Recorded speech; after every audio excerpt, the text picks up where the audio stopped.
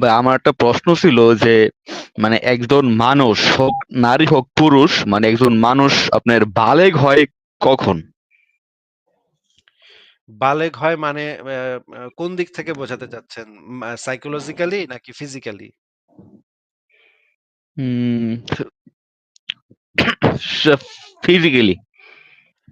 Physically বালেগ হয়, বালেগ মানে হচ্ছে প্রাপ্তবয়স্ক। প্রাপ্তবয়স্ক হওয়ার যে সারা পৃথিবীর যে ডেটা নেওয়া হইছে, সারা পৃথিবীর বিভিন্ন অঞ্চলের মানুষ, বিভিন্ন ভাষার মানুষ, বিভিন্ন আবহাওয়ার মানুষ, বিভিন্ন ধরনের খাদ্যাভ্যাসের মানুষের উপরে যে গবেষণাগুলা করা হইছে, গবেষণাগুলা করে দেখা হইছে যে 18 বছর হচ্ছে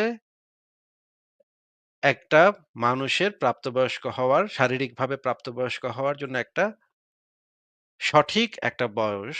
18 বছরের আরেকটু বেশি হয়, কিন্তু 18 বছরটা মোটামুটি কনসিডার করা যায়। এটা যদিও আরেকটু বেশি হইলে ভালো হয়। মনে করেন একটা ছেলে যদি ১৯, ২০, ২১ বছর বয়স হয় তখন সে শারীরিকভাবে পরিপক্ক হয়। মানসিকভাবেও সেই সময় পরিপক্কতা আসে বেশিরভাগ মানুষের ক্ষেত্রে। কিছু রেয়ার কেসে এই ধরনের ঘটনা দেখা যায় যে একজন ২৫-৩০ বছরেও সেরকম ফিজিক্যালি ম্যাচিউরড হইতেছে না। তবে সেগুলো হচ্ছে রেয়ার কেস। রেয়ার কেসগুলা বাদ দিলে মোটামুটি ১৮ থেকে ২১ এর মধ্যে একজন মানুষ শারীরিকভাবে মোটামুটি বলা যায় যে সে প্রাপ্তবয়স্ক হয়। হ্যাঁ, বলেন। কিন্তু ভাই মানে আমি যেটা আগে মানে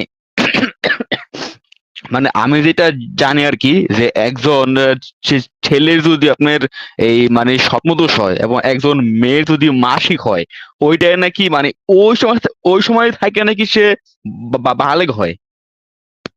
না, ওই সময় সে বালেগ হয় না। ওই সময় সে বালেগ হওয়ার যে প্রক্রিয়া, সেই প্রক্রিয়াটা শুরু হয়। ঠিক আছে?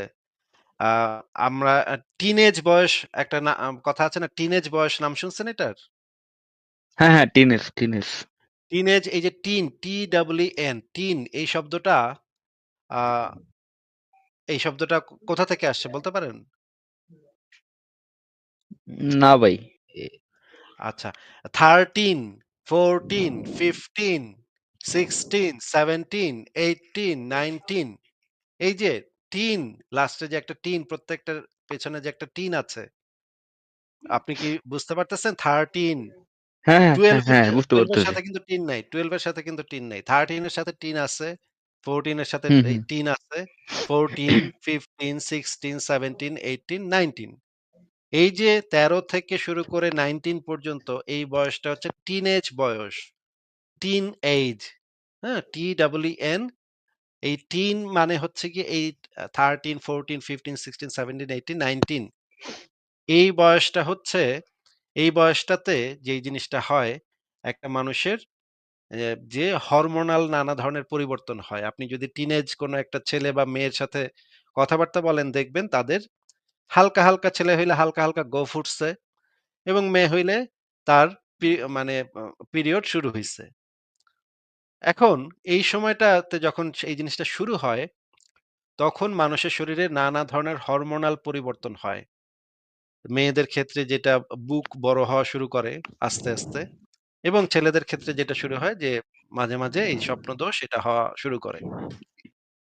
১ম মানে যখন হয় তখনও তখন এটা হচ্ছে শুরু, হ্যাঁ? মান যখন হ্যাঁ, এটা ঘটে তখন মানে এটা হচ্ছে তখনও সে বালেগ না। তখনও সে বালেগ না। বালেগ হওয়ার যে প্রক্রিয়া, সেই প্রক্রিয়াটা শুরু হইছে তখন। কথা বুঝতে পারতেছেন? যে মানে একটা হ্যাঁ, প্রক্রিয়া, বুঝতে পারতেছি। এই প্রক্রিয়াটা ৫-৬ বছর ব্যাপী হইতে পারে। অনেকের ক্ষেত্রে ৪ বছরেরও হইতে পারে, অনেকের ক্ষেত্রে ৬ বছরেরও হইতে পারে। এটা একটা দীর্ঘমেয়াদী সময় সাপেক্ষ একটা প্রক্রিয়া, যে প্রক্রিয়াটার মাধ্যমে শরীর ধীরে ডেভেলপ করে। শরীরের বিভিন্ন অঙ্গ-প্রত্যঙ্গ ধীরে ডেভেলপ করে। এইটা যখন কমপ্লিট হয় তখন সেই ছেলেটাকে বা মেয়েটাকে আপনি প্রাপ্তবয়স্ক বলতে পারবেন। এই টিনেজ বয়সটা যখন কমপ্লিট হয়ে যাবে, টিন এইজ এই TEEN টিন এইজটা যখন হুম কমপ্লিট হুম। হয়ে যাবে সেটা মেক্সিমাম ক্ষেত্রে ১৮ বছরের কাছাকাছি সময়ের মধ্যেই কমপ্লিট হয়ে যায়। অনেকের ১৯ বছরও লাগে। কিছু রেয়ার কেসে ২০-২১ বছর লাগে। এই বয়সটা যখন একটা মানুষ আসে তখন তাদের এই যে বয়ঃসন্ধির যে কালটা, বয়ঃসন্ধি কাল বলে, তাই না? শুনছেন এটা কখনো? বয়ঃসন্ধিকাল? হুম, হুম। হ্যাঁ, বয়ঃসন্ধিকাল মানে বসন্তীকাল। হচ্ছে এটা একটা সময় সাপেক্ষ ব্যাপার। এটা হচ্ছে একটা দীর্ঘমেয়াদী একটা ঘটনা। এটা শরীরের এমন কিছু না যে একদিন ফড়াস কইরা আপনার স্বপ্নদশা হইলো, ফড়াস কইরা আপনি প্রাপ্তবয়স্ক হয়ে গেলেন। না রে ভাই। এটা ধীরে, ধীরে, ধীরে, ধীরে মানুষের ভিতরে নানা ধরনের পরিবর্তন আসে। দেখবেন একটা ছেলের ক্ষেত্রে গলা হঠাৎ করে একটু মোটা হয়ে গেছে। তারপরে আবার সেই মোটা গলাটা আবার অ্যাডজাস্ট করে। আবার আগের মতো একটু হয়। আবার একটু পরে আবার একটু এরকম পাল্টায় যায়। এরকম অনেকবার হয়। অনেকবার হইতে, হইতে একটা গলার স্বর কিছুদিন পরে একটা স্টেবল একটা গলার স্বর তার হয়। এই রকমের নানাবিধ শারীরিক প্রক্রিয়ার মধ্যে দিয়ে একজন মানুষ যায়। যাওয়ার পরে যখন সে কমপ্লিট হয়, পুরা প্রক্রিয়াটা যখন কমপ্লিট হয়, সেই হরমোনগুলা যখন শরীরের সাথে ঠিকভাবে অ্যাডজাস্ট করে, দেখবেন আপনি টিনেজ বয়সে একটা ছেলে বা একটা মেয়ে হুটহাট করে অনেক উদ্ভট সিদ্ধান্ত নেয়, যেটা তারা দেখা যায় ঝোঁকের বশে বা আবেগের বশে একটা কিছু সিদ্ধান্ত নিয়ে ফেলছে। এরকম দেখছেন না যে টিনেজ বয়সটাই তো একটা প্রবলেমেটিক হুম, হুম, বয়স হুম। হিসেবে ধরা হয়। এই বয়সে ছেলে বা মেয়েরা এমন সিদ্ধান্ত নিয়ে ফেলে যেটা আসলে যৌক্তিক সিদ্ধান্ত না। এটা আসলে সঠিক সিদ্ধান্ত না। দেখা যায় পাশের বাসার সকিনার ভাল লাগছে। সকিনার জন্য নাকি হাতের রগ কাইটা ফেলাইছে ছেলে। হ্যাঁ? ১৪ বছর বয়স সে হুম, হুম। আবেগের বশে হাতের রগ-টগ কাইটা একাকার করছে। এই সমস্ত কাজ যখন করে তখন এর কারণ হচ্ছে তার শরীরে যে হরমোন গুলা আসছে, সেই হরমোন গুলা তার উপরে এত বেশি প্রভাব ফেলছে, সে আর নিজের মানে চিন্তাভাবনা আর মানে ঠিক রাখতে পারতেছে না। সে আবেগের বশে ভাইসা যাচ্ছে। ঠিক আছে? এই বয়সটা হচ্ছে অতিরিক্ত আবেগ, অতিরিক্ত উচ্ছ্বাস, অতিরিক্ত হাউকাউ, হাসাহাসি, মানে আনন্দ ফুর্তি, বন্ধু-বান্ধবের সাথে আনন্দ ফুর্তি এইগুলা করতে তখন ভাল লাগে। এই কারণে এই বয়সটা হচ্ছে খুবই সেনসিটিভ একটা বয়স। যেই বয়সে মানে বাচ্চাদেরকে আ খুবই ইসের সাথে মানে হচ্ছে আ দেখভাল করতে হয়। আপনার ভালোভাবে দেখভাল করতে হয় যেন সে কোন ভুল সিদ্ধান্ত না নিয়ে ফেলে, ভুল কাজ না করে ফেলে। এই কারণে এই বয়সটাকে বলা হয় টিনেজ বয়স। এই বয়সটা যখন শেষ হয় তখন হচ্ছে একজন মানুষ প্রাপ্তবয়স্ক হয়। হ্যাঁ, এবার বলেন। এখন ভাই আমরা যেটা জানি যে অপ্রাপ্তবয়স্ক কারোর আপনার সম্মতি দেওয়ার কোনো অধিকার নাই। এখন মানে এখন যদি কোনো মেয়েকে 18 বছর আগে বিয়ে দেওয়া হয় এবং তার সাথে যদি শারীরিক সম্পর্ক করা করা হয় তাহলে ওইটা কি ধর্ষণ হবে? অবশ্যই। একটা হ্যাঁ, একটা এইটাই মেয়ে আর কি। যদি একটা মেয়ে যদি তার সম্মতি দিতে অক্ষম হয়, অপ্রাপ্তবয়স্ক হয় অথবা পাগল হয় অথবা অজ্ঞান থাকে অথবা তাকে জোর জবরদস্তির মাধ্যমে এটা মানে আদায় করা হইছে বা কোন ধরনের ব্ল্যাকমেইলিং এর মাধ্যমে আদায় করা হইছে। এগুলো সমস্ত ক্ষেত্রে সেগুলো ধর্ষণ। মানে এইটাই আর কি মানে মানে আমাদের দেশই মানে আমাদের দেশের হুজুরা বলে যে আপনার মাসিক হইলি বা বিধবা হইলি সে বালেক এখন থেকে বিয়ে দেওয়া যাবে। এই ব্যাপারটা আর কি একটু ক্লিয়ার ক্লিয়ার হইলাম এখন। এগুলো হচ্ছে হুজুরদের কথা কারণ তারা বাচ্চা মেয়ে বিয়ে করতে চায়। বাচ্চা মেয়ে বিয়ে করার জন্য তাদের জিভ লক করে। বাচ্চা মেয়ে দেখলে তাদের জিভ লক করে। তারা তো মাদ্রাসাতে বাচ্চা ছেলেও লাগায় ফেলে, তাই না? হুম, মাদ্রাসায় তো হুম। বাচ্চা ছেলেও তারা ছাড়ে না। বাচ্চা ছেলে, বাচ্চা মেয়ে এগুলা তাদের খুব ভাল লাগে। এগুলা তারা করতে চায়। কিন্তু এটা তাদের নবীও করছে। এটা তাদের খলিফারাও করছে। কিন্তু এরা এখন এই বর্তমান সময়ে আইন কানুনের কারণে এরা এটা করতে পারতেছে না। এজন্য তাদের খুব জ্বলে। তারা বাচ্চা মেয়ে দেখলেই তাদের ঈমান শক্ত হয়ে যায়। কিন্তু করতে পারে না। এজন্য তারা বলে যে মানে আইন পরিবর্তন করো। আ মাসিক হইলেই নাকি প্রাপ্তবয়স্ক হয়ে যায়। এইগুলা হচ্ছে লুচ্চা, পেডোফাইল এগুলাদের কাজ। এখন ভাই তার একটা মানে যুক্তি মানে যুক্তি না আর কি সেটার মানে একটা কথা বলে আর কি যে এই যে মেয়েরা বালেগ হয় ৯ বছরে এখন তাকে যদি আমরা 18 বছরে বিয়ে দিই তাহলে এই যে গ্যাপটা এই এটা গ্যাপটার মধ্যে বালেগ সে হয় তার ৯ বছরে বালেগ হয় ৯ বছরে এটা পাইলো এটা কোন বিজ্ঞানী কইছে যে মানে মেয়েরা বালেগ হয় ৯ বছরে এটা কোন বিজ্ঞানী কইছে? এটা কোনো বিজ্ঞানী বলে নাই কিন্তু যে পাকিস্তানের গ্র্যান্ড মুফতি আল্লামা শফি ওনার একটা ফতোয়া আছে এই ব্যাপারে আমি শুনছিলাম যে মেয়েরা 9 বছরে বালেগ হয় এখন তারা বলে না যে মেয়েরা যদি এটা তো 9 বছরে বালেগ প্রমাণ করতে হবে। এটা তো প্রমাণ করতে হবে যে মেয়েরা ৯ বছরে বালেগ হয়। এটা তো প্রমাণ দেখাইতে হবে। এটা তো জাস্ট মুখে কইলেই হইল না। এখন যদি এক লুচ্চা এসে কয় মেয়েরা ১ বছরেই বালেগ হয়, আমি ১ বছরের মেয়েরে বিয়ে করব, মেয়েরা ১ বছরেই বালেগ হয়। তাইলে ওই বেটার কথা শুইনা কি ভাই আমাদের দুনিয়া চলবে? না, না, না, মানে আমি ওটা বলতে চাইছি যে তার একটা বলে যে মানে আরে তাদেরটা আমি ভাই বলতেছি আরকি। তাদেরটা বলতেছেন বুঝলাম। কিন্তু তাদের তো এই কথাটা বলার যখন বলবে তখন হ্যাঁ, তো এটা ভুল, সেটার এটা ভুল। সাপেক্ষে প্রমাণ দিতে হবে। তাইলে তো যদি তাদের কথাটাই ভুল হয়, তাইলে তাদের ওই কথাটার পরে যে কি হবে সেটা নিয়ে আমাদের আলোচনা করে লাভ কি? তাদের কথাটাই তো ভুল। তারা তো কোনো প্রমাণ দেখাইতে পারতেছে না হ্যাঁ, যে ৯ কতটা বছরে ভুল বিয়ে করা যায়। হ্যাঁ, কতটা ভুল। হ্যাঁ, কতটা ভুল একটু আচ্ছা শুনবেন, একটু শোনেন। তো আপনি বলেন যে একটা মেয়ে কি ৯ বছর বয়সে সঠিক সিদ্ধান্ত নেয়ার মতো অবস্থায় স তার জীবনের যে গুরুত্বপূর্ণ সিদ্ধান্তগুলা এগুলা নেয়ার মতো অবস্থায় পৌঁছায়? আপনার কি এটা মনে হয়? না, না, না, আমার তো মনে হয় না। কমপক্ষে তাহলে 18। সে তাহলে ৯ বছর বয়সে একটা মেয়ে কিভাবে সিদ্ধান্ত নিবে যে সে কার সাথে সে সংসার করবে, কার সাথে জীবনযাপন করবে, কার মানে কাকে ভালোবাসবে না না বাসবে। এটা তো একটা ইম্পোর্টেন্ট ডিসিশন জীবনের। কার সাথে আপনি জীবন কাটাবেন, আপনার সঙ্গী কে হবে। এটা তো হুম, একটা হুম, জীবনের একটা ইম্পোর্টেন্ট ডিসিশন। এই ইম্পোর্টেন্ট ডিসিশনটা নেয়ার বয়সই তো তার হয়নি। তার তো এখন খেলাধুলা করার বয়স, পড়ালেখা করার বয়স। ৯ বছরের মেয়ে তো একটা পড়ালেখা করবে, খেলাধুলা করবে, দৌড়াদৌড়ি করবে। আ প প অনেক কিছু, অনেক কাজ করবে, অনেক কিছু করবে। ছবি আঁকবে, আ ফু ক্রিকেট খেলবে, ফুটবল খেলবে, সাঁতরাবে, গাছে উঠবে, দৌড়াবে, লাফাবে। এইভাবে এগুলা করলে একটা মেয়ের শরীরটা ঠিকভাবে গঠন হবে। শরীরটা ঠিকভাবে ম্যাচিউরড হবে। আ শক স হাড্ডিগুলা শক্ত হবে। দৌড়াদৌড়ি করবে, লাফালাফি করবে। মানে যত ইচ্ছা মানে ছবি আঁকবে, গান গাইবে, নাচবে, কত কিছু করবে।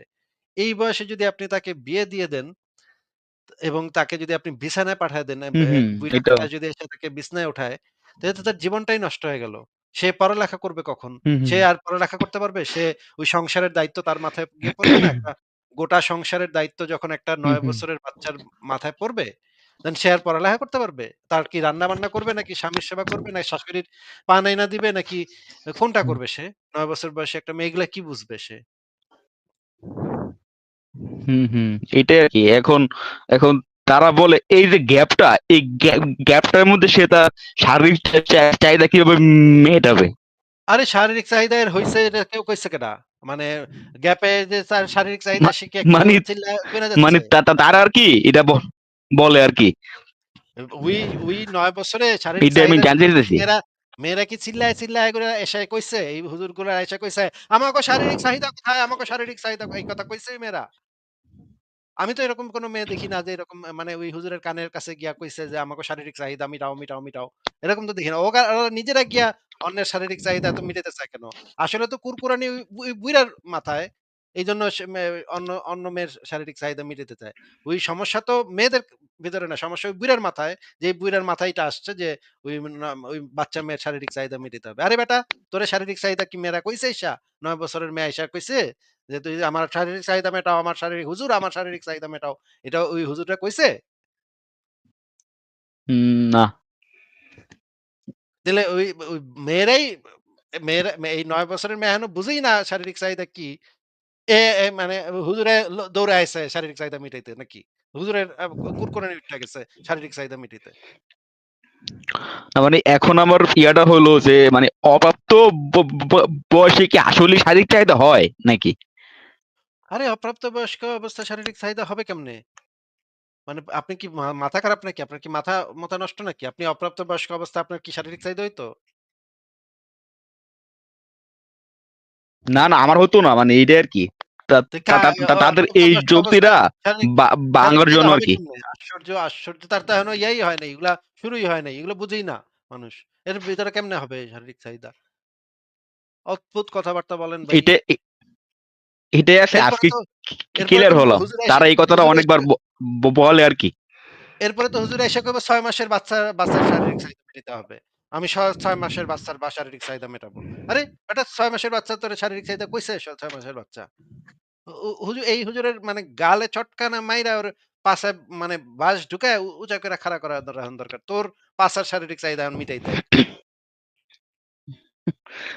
বুঝতে পারছি ভাই আরকি। এটা আরকি বুঝতে পারছি। এখন ভাই আ আ আরেকটা ইয়া হলো যে মানে কোরআন বা হাদিসের এগুলোর যে প্রখ্যাত অনুবাদগুলা যেমন ইসলামিক ফাউন্ডেশন থেকে বা আহসানুল বয়ান বা ওই এরকম যারা প্রখ্যাত যারা ও- ও- অনুবাদ করছে, এখন কিছু কিছু মানে চিপচাপা থেকে কিছু কিছু হুজুর একটা বলে যে এই যে এই আরবি অর্থের এটা অর্থ সেটা অর্থ, মানে খুব টেনা পাইছে আর কি।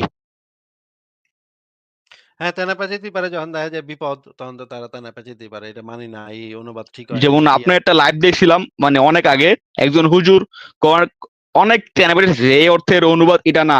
আর ভাই এই অর্থ অনুবাদ তো এই অর্থ, এই অর্থে এই অনুবাদ কি তুমি বেশি বোঝো না, যিনি অনুবাদ করছে তিনি বেশ বেশ বেশ বলছে এটাই। হ্যাঁ, অনুবাদে অনেক সময় ভুল থাকা সম্ভব। এটা বা হয়তো অনুবাদে ভুল থাকতেও পারে। কিন্তু যেই অনুবাদগুলা আমরা দেখাই সেগুলা তো সারা পৃথিবীতে হম হম, একদম বিখ্যাত প্রখ্যাত। অনুবাদগুলা দেখায়। যেই অনুবাদগুলা করছে আরবি ভাষার উপরে বিশেষজ্ঞরা। তারা বুঝে না, তুমি মিয়া চুনাহাগা মাদ্রাসা থেকে উইঠ্যা আইছো। তুমি এদের থেকে বেশি বুঝো। তুমি আইসা একেবারে ভুল ধরতেছো। আচ্ছা ঠিক আছে, ভুল যদি ধরতেই হয়, তাহলে তুমি বাবা ইসলামিক ফাউন্ডেশনে গিয়া ভুলটা ধরো না কেন?